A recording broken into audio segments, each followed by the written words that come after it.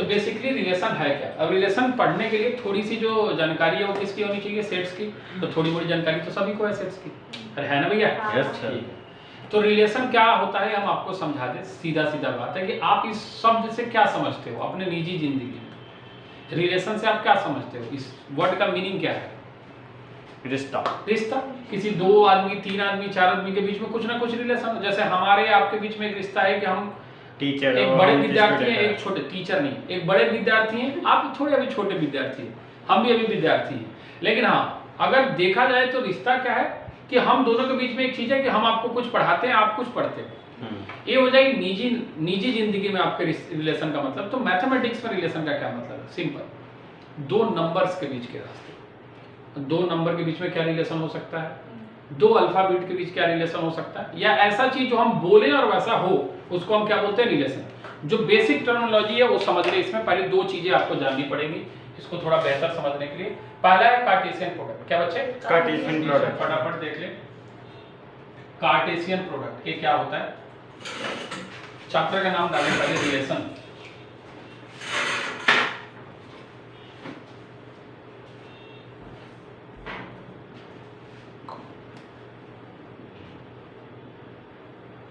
ठीक है, सबसे पहले इसमें देखेंगे कार्टेशियन प्रोडक्ट। ज्यादा हम डेफिनेशन में विश्वास रखते नहीं है, तो जो चीजें बता रहे हैं बस उतना समझ लेना। कार्टेशियन प्रोडक्ट का मतलब क्या होता है? नाम का प्रोडक्ट है, काम का नहीं है।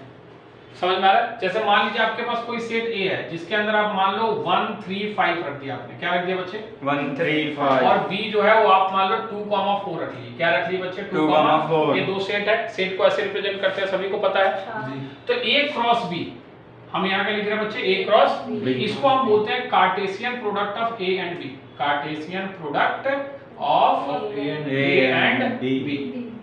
तो लिखते कैसे? ऐसे A 1 3 5 है तो 1 3 5 लिख दिया हमने। क्रॉस यहाँ B हमने क्या लिख दिया? 2 4। 2 क्या लिख दिया?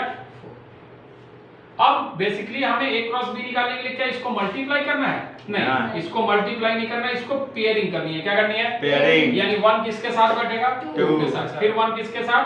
4 के साथ। फिर 2 किसके साथ?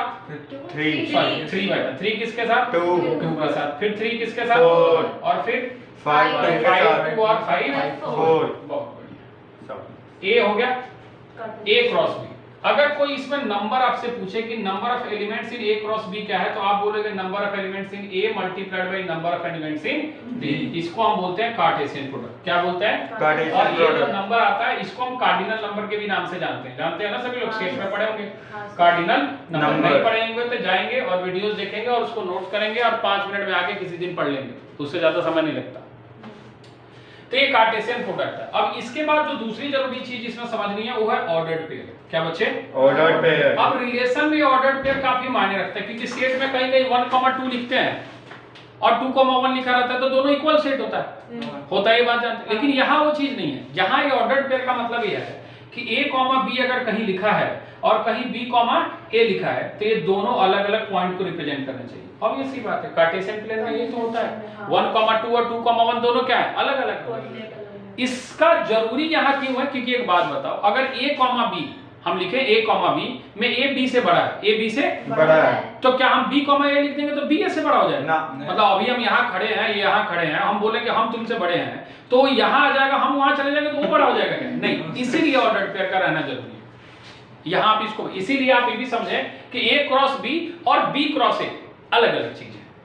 A क्रॉस B में आप 1 2 लिखोगे, B क्रॉस A में क्या होगा? 2 1 लिखोगे, तो ये बराबर नहीं। ये दोनों अलग अलग चीज को रिप्रेजेंट कर रहा है। अच्छा, इसमें एक और चीज आता है, इसको ट्रिपलेट भी बोला जाता है। मतलब हम इसी से कंक्लूड कर रहे हैं कि C मान लो तुम्हारे पास एक और एलिमेंट है 7। क्या है? 7 8 ले लेते हैं, ऐसा C है और आपसे अब पूछ रहा है A cross B cross C निकालो। क्या निकालो? A cross B cross C, 3 का प्रोडक्ट। तो कुछ नहीं, जो A क्रॉस B आया पहले उसको लिख दो। 1 2 आया है, फिर 1 4 आया, 1 कितना?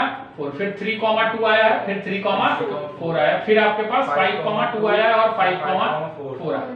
और इसका कार्टेशियन प्रोडक्ट फिर किसके साथ लेना है बच्चे? C के साथ। तो फिर 7 कितना है? 8। अरे आया? Yes sir. कोई कंफ्यूजन है? अब देख कैसे लिख रहे हैं, A cross B cross C। 1 2 7। रुक जा, इसको कॉमा लगाने दे। हाँ, 1, 2, 7. बहुत बढ़िया। अगला 1, 2, 1, 4, अरे ऐसे ही लिख ले, पहले सबको 7 के साथ और फिर सबको ऐसे 1, 4, 7, 3, 2, 3, 2, 7, 3, 4, 7, 5, 2, 7, 4, अरे ऐसे निकलोगे क्या? सो ऑन कहां तक चले जाओगे? 5, 4, 8। अरे हाँ या ना? Yes, sir. डायरेक्ट समराइज कर लिए। तो ये आपका ट्रिपल प्रोडक्ट बोला जाता है। क्या बोला जाता है? Triple product. ये बात हो गई आपकी कार्टेशियन प्रोडक्ट और ऑर्डर पेयर की। अब इसके बाद हम बात करेंगे रिलेशन की, डोमेन और रेंज और कहानी खत्म। क्लियर है? Yes, कर sir. फटाफट। अब इस सारी चीजों को समझने के बाद हम आप समझेंगे कि अब रिलेशन होता क्या है। अभी तक रिलेशन की कोई चर्चा हुई नहीं है। अब हम बात कर रहे हैं definition of relation. Definition of relation ध्यान से समझेंगे और समझ में आ जाएगा तो हमें भी सूचित करेंगे, क्योंकि हमें नहीं समझ आता। क्या कहता है कि मान लीजिए let A relation R is defined from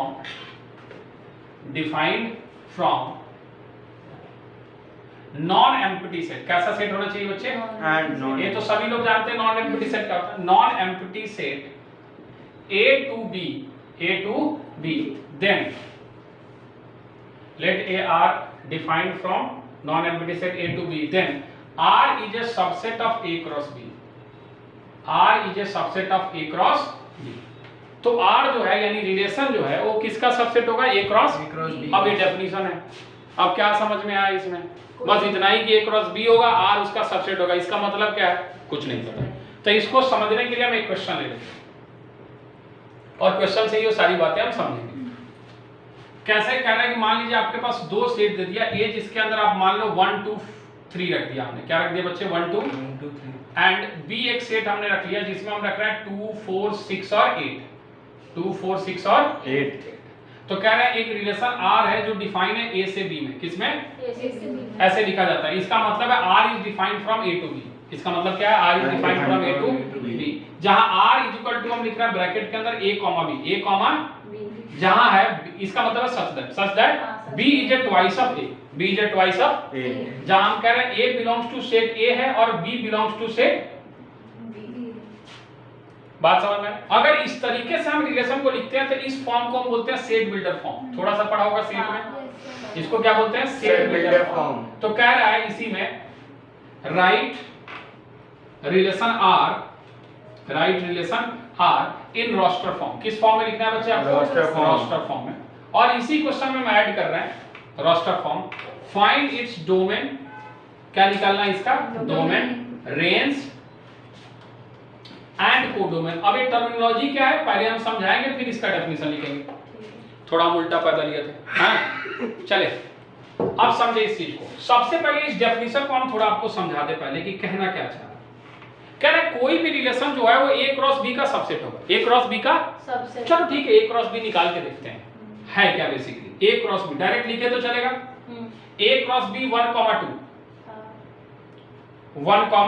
2 फिर 1, 4 फिर 1, 6 और फिर 1, 8। कोई कंफ्यूजन?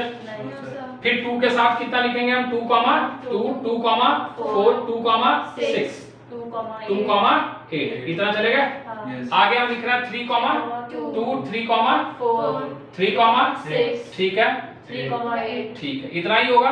ये हमारा कार्टेशियन प्रोडक्ट है। क्या गया? कार्टेशियन। अब मुझे हम कुछ बातें जो पूछ रहे हैं वो हमें बताना कि अगर हम 1, 2 की बात करें, क्या बात करें? 1, 2 तो बताइए इसमें A क्या है? अगर इस रिलेशन को हम ध्यान से देखें तो A क्या है और B क्या है? 2। क्या B जो है A का डबल है?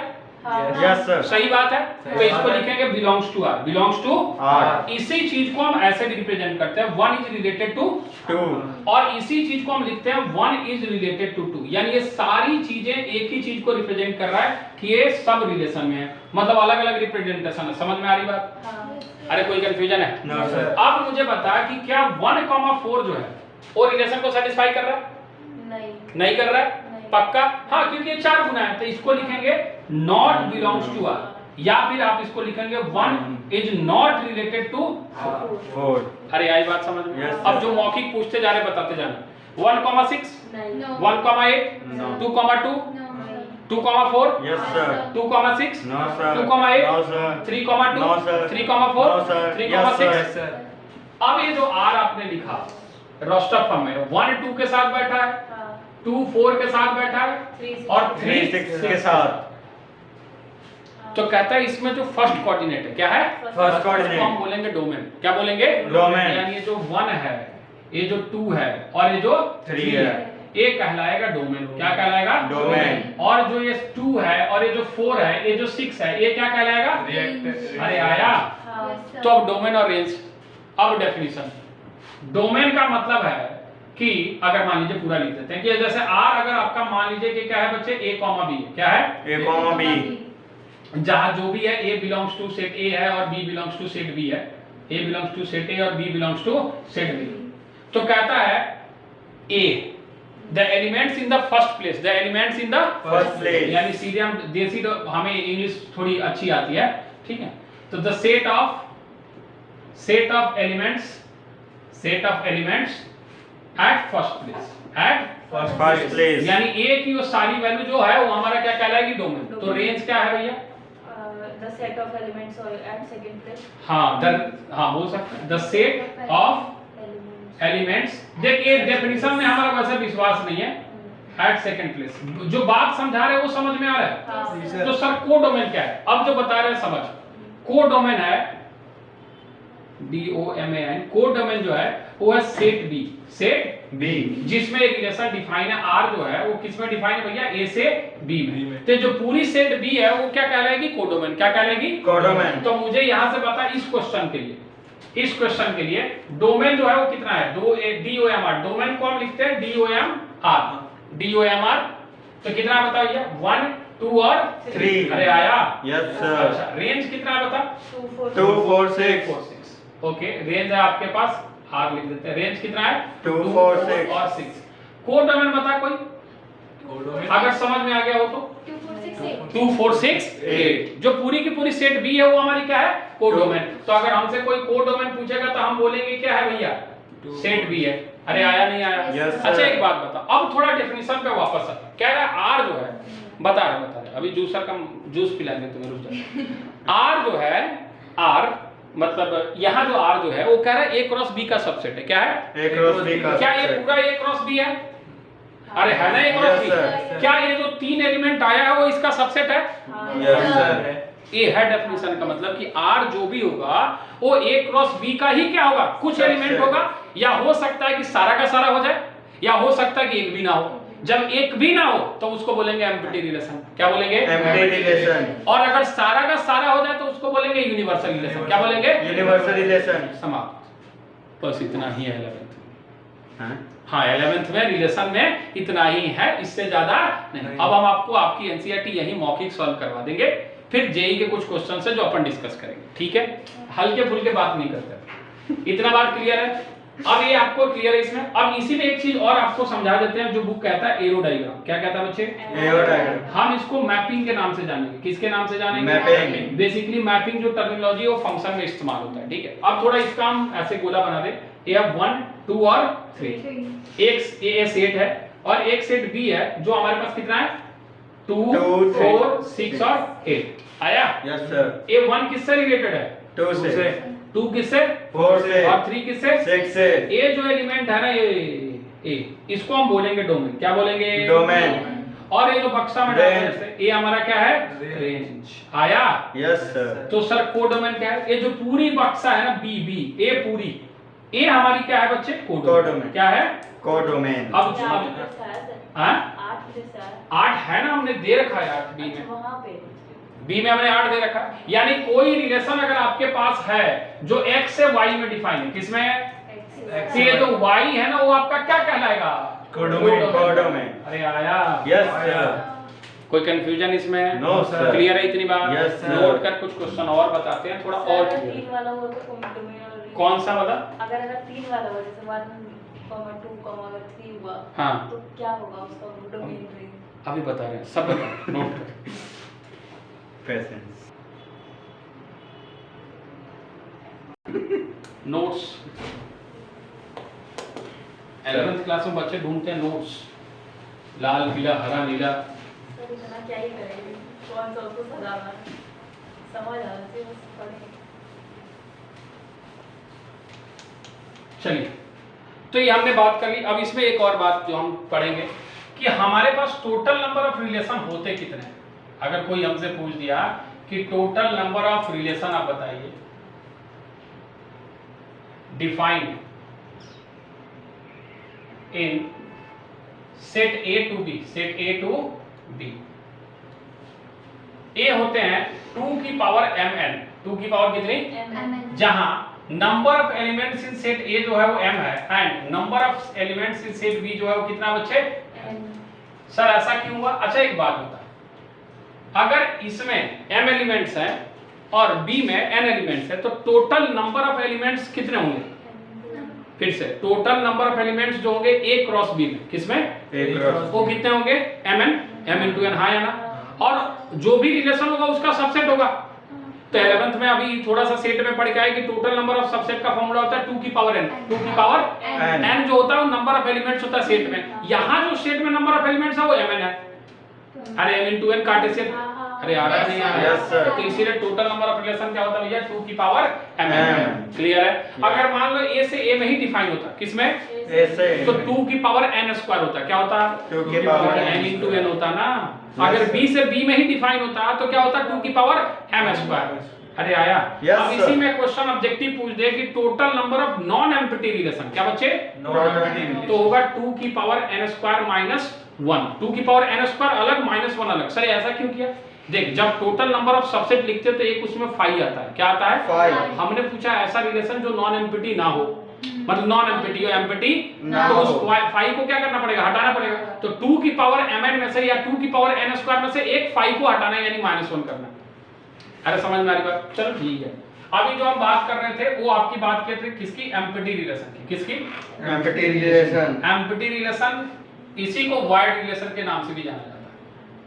समझेंगे थोड़ा सा, एग्जांपल भी हम आपको दे देंगे कि मान लीजिए एक रिलेशन है R, वो डिफाइन है A से B में, A से B में, तो कहता है if R is equal to 5, R is equal to, मतलब एक भी एलिमेंट जो है वो A क्रॉस B को सेटिस्फाई ना नहीं कर रहा, करता। तब ऐसे रिलेशन को हम क्या बोलते हैं? Empty relation.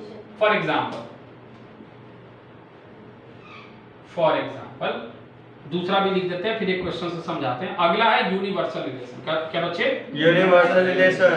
ये कहता है कि अगर A से B में डिफाइन है तो R जो अगर पूरी की पूरी A क्रॉस B के बराबर हो जाए तब ऐसे रिलेशन को हम क्या बोलते हैं? यूनिवर्सल। फॉर एग्जांपल एक रिलेशन लेना है एग्जांपल के तौर पे, समझना। R is equal to A comma B, A comma B, और हम यहाँ लिख रहे हैं A plus B, A plus B, less than 50, less than 50, less than 50। जहां कह रहा है A कॉमा B दोनों नेचुरल नंबर से बिलोंग कर रहा है और A कॉमा B जो है वो छोटा है 10 से। किससे बच्चे? 10 से। एक बात बता, A B जो है वो 10 से छोटा है, तो कोई भी दो नंबर जो 10 से छोटा हो उसका सम 50 से बड़ा आ सकता है क्या? No sir. 1 1 1 2 1 3 1 4 1 5 1 6 1 7 1 8 1 9 1 10, फिर 2 1 2 2 2 2 3 ऐसे चलेगा कार्टेशियन प्रोडक्ट। सब लिखना नहीं होता, कॉमन सेंस की बात है। यानी इस रिलेशन को कोई सेटिस्फाई नहीं अच्छा, ये करता। रिलेशन डिफाइन किस पे है? n से n में है, यानी ये इसका n क्रॉस n आएगा कार्टेशियन प्रोडक्ट, हाँ या ना? Yes sir. ये बात समझ रहे हो? तो यहां से रिलेशन क्या आ रहा बच्चे? फाई। तो ऐसे रिलेशन को हम क्या बोलेंगे? Empty relation. क्या बोलेंगे? अगर इसी रिलेशन को हम बदल के ऐसे लिख देते A comma B, A plus B, A plus B less than 50, less than 50, तो सारे के सारे सेटिस्फाई करते हैं ना भैया? यहाँ लेस देन लिखा है, A plus B less than 50। एक सेकंड, उल्टा लिख रहे हैं। A plus B 50, sorry empty relation के लिए ग्रेटर देन कर दे, ठीक है? अब ये लेस देन कर दे तो एक ऐसा रिलेशन हो जाएगा बच्चे यूनिवर्सल। अरे समझ में आ रहा है? Yes sir. मतलब जब सारे के सारे पेयर सेटिस्फाई करे तो यूनिवर्सल रिलेशन, एक पेयर सेटिस्फाई करे तो अभी उसकी चर्चा हम कर नहीं रहे, वो आइडेंटिटी रिलेशन कहलाता है। सिमेट्रिक है, स्क्यू सिमेट्रिक है, ट्रांजिटिव है, एंटी सिमेट्रिक है, बहुत सारे हैं, लेकिन वो 11th में अभी इतना ही है। फिर इस पे अभी अगली क्लास लेंगे तो वो भी अभी ही पढ़ा जाते हैं, छोड़ते कुछ नहीं, सब यही खत्म। ये आपका हो गया total number of relation, empty relation और यूनिवर्सल रिलेशन, कहानी खत्म। अब आ जाएगी बात आपके क्वेश्चंस की। दो तीन क्वेश्चन फटाफट करके दिखा देते हैं। पहले एक तरीके का इस तरीके क्वेश्चन जो बिल्कुल अलग है थोड़ा सा, कि कह रहा है इफ x + 3/1 y - 2/3 ये जो है वो बराबर है 5/3 1/3 के। 5/3 1/3 तो कह रहा find x and y, find x and तो ये ऑर्डर्ड पेयर है। क्या है बच्चे? हाँ बस ऐसे ही बता दे, ये ऑर्डर्ड पेयर है। ऑर्डर्ड पेयर है तो x/3 + 1 जो है वो कितने के बराबर है? 5/3 के। तो आप बोलोगे कि सर x/3 जो है वो 5/3 माइनस 1 के बराबर है। तो 5 - 2 यानी x/3 जो है वो 2/3 के बराबर है। अरे हाँ या ना? Yes, sir. ऐसे हमने दिया तो x की वैल्यू कितनी आ गई? 2। इसी तरीके से y निकाल लोगे क्या? Yes sir. आ जाएगा, कोई दिक्कत तो नहीं है? No, sir. बाकी आप क्वेश्चन देखो, कह रहा है a में 3 एलिमेंट है और b में a में 3 एलिमेंट है और b में 3 4 5 है, यानी इसमें भी 3 एलिमेंट है। तो a क्रॉस b में कितने एलिमेंट होंगे? a में 3 एलिमेंट है और b में भी 3 एलिमेंट है, तो a क्रॉस b में कितने होंगे? 3 6 होंगे। फिर से a में 3 एलिमेंट है और b सेट में भी कितने हैं? 3 एलिमेंट। तो a क्रॉस b में कितने होंगे? अभी बताया n a cross b। 2n वो 2। अरे n a जो है वो 3 है, n b जो है वो भी 3 है, तो n a क्रॉस b का फॉर्मूला क्या लिखा था? 2 raised to the power 9।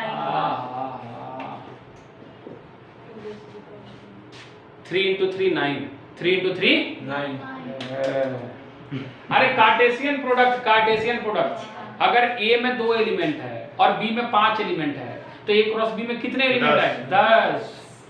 तो a में 3 एलिमेंट है और b में भी कितने एलिमेंट है? 3। तो कितने एलिमेंट आएंगे टोटल? आप समझ। अब आया थोड़ा सा। g में है 7,8, g में क्या कितने एलिमेंट है? 7,8 और h में है 5 4 2। h में क्या है? 5 4 5 4 2। बता g क्रॉस h में कितने होंगे? जी क्रॉस h में 6 होंगे और h क्रॉस g में कितने होंगे? 6 ही होंगे। बहुत बढ़िया, ये हो जाएगा यूनियन इंटरसेक्शन निकालने वाला। चलिए हम सीधे आते हैं डोमेन और रेंज पे, ठीक है? अब आ जाइए असली बता। तब स्टार्ट हो गया। क्या है, एक आपके पास सेट है A जिसके अंदर एलिमेंट है 1 2 3 एंड सो ऑन 14 तक। कहां तक बच्चे? 14 तक। कह रहा है डिफाइन ए रिलेशन, ठीक है, R फ्रॉम A टू यानी A से A में ही डिफाइन है, तो इसका जो भी रिलेशन होगा वो A क्रॉस A का क्या होगा? सबसेट होगा, ठीक है।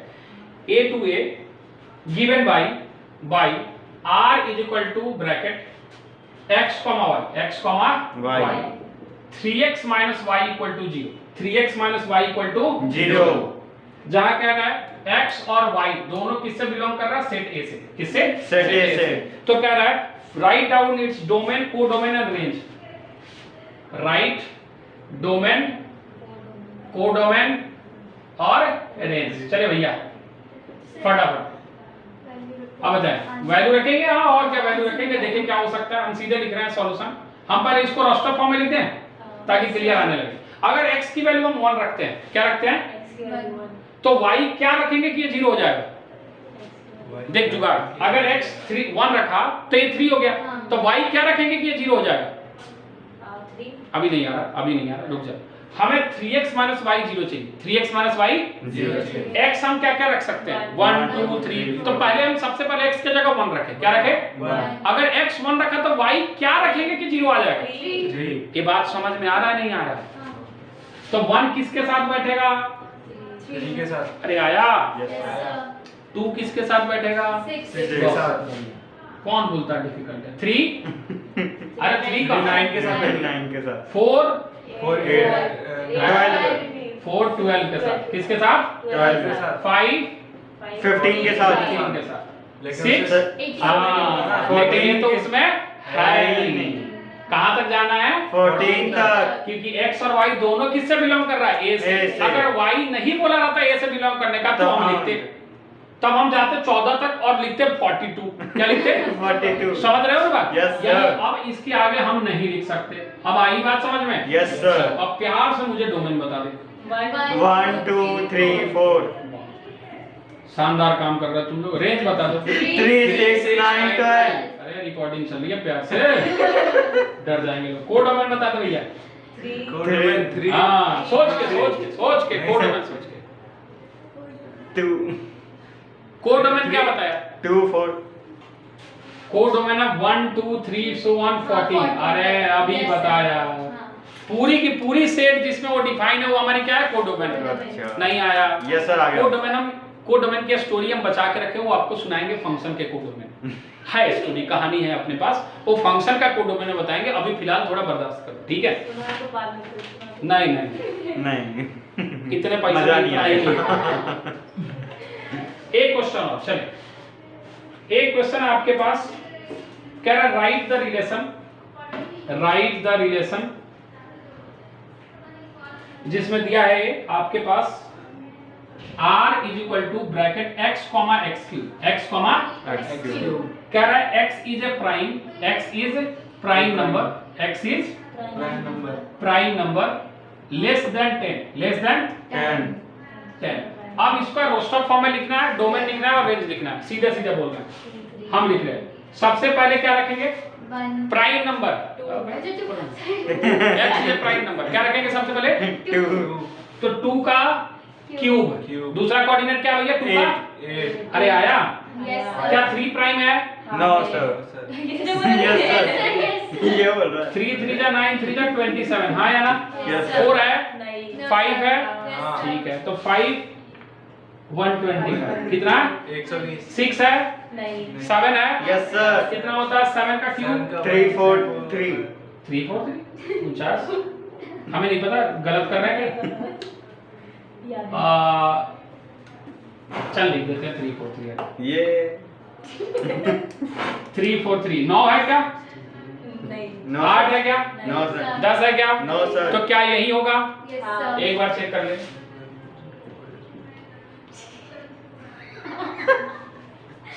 आया?